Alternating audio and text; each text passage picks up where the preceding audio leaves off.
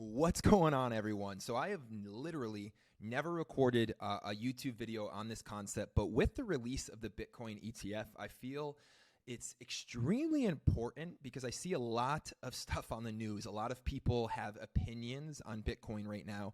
And I'm just finding myself wanting to get my voice out there and say, hey, I think everyone's really wrong about this, okay? So the first key concept to understand here is Bitcoin is not a currency. And I think this is where, everyone's getting this really wrong, right?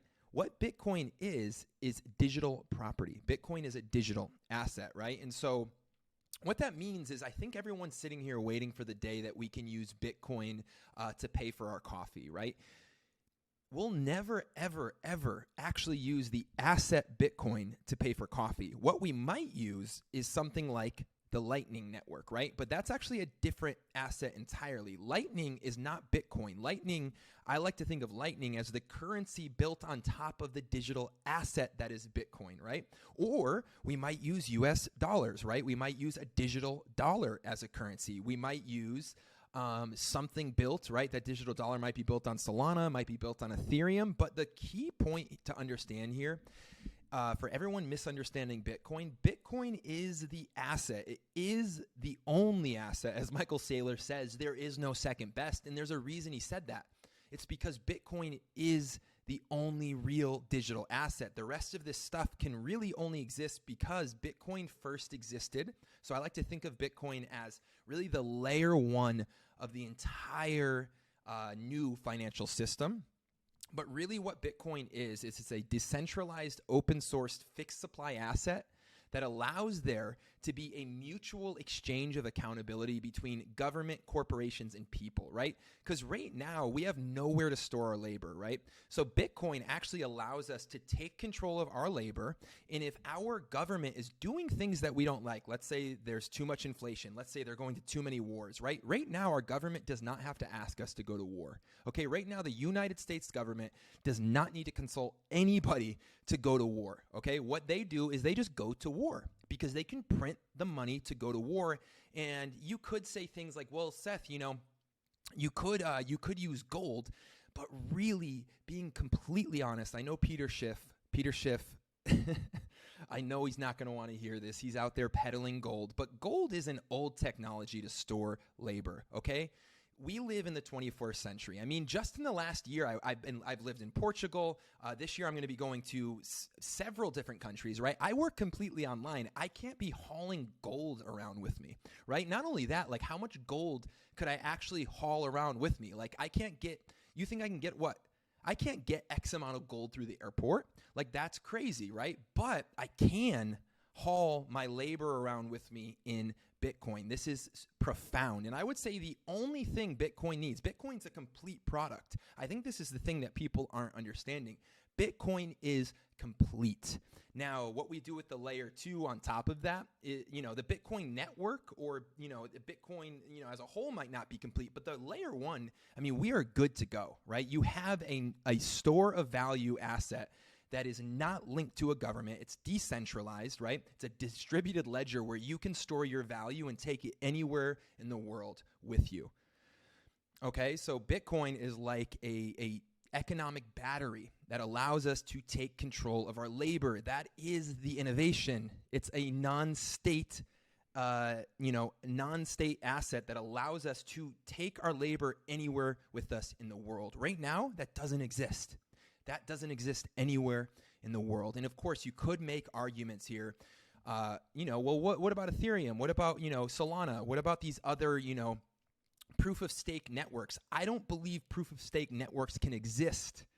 They can't exist without Bitcoin existing as the accountability to those proof of stake networks. I think proof of stake networks have a lot of utility, but without Bitcoin, none of this works. Because you need that base layer of accountability. You need that fixed supply asset that no one can change. That's the key. That's the real innovation. That puts more pressure on states to act the right way. Because here's the thing. If I can store my labor in an asset that can be taken with me anywhere in the world, can be transferred anywhere in the world with a click of a button, right?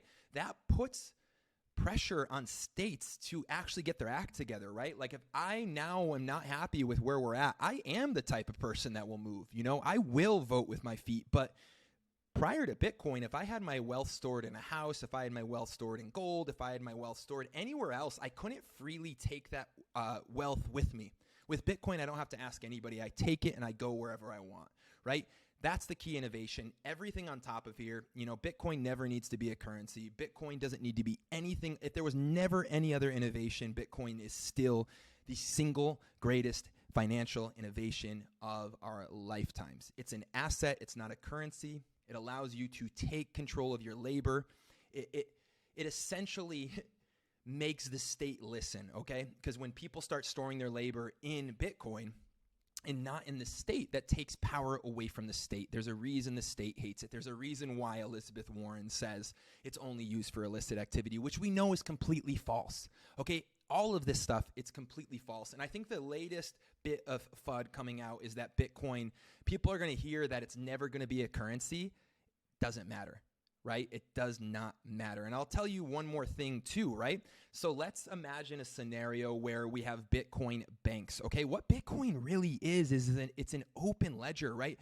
It's clean information. Okay, so I don't need to even really own the Bitcoin to get the benefit of Bitcoin in society, right? Like everyone uses the internet and no one knows what an IPv4 routing protocol or some people do, I'm sure, right? But not very many people know what routing protocols are, right? Same thing here with Bitcoin, right?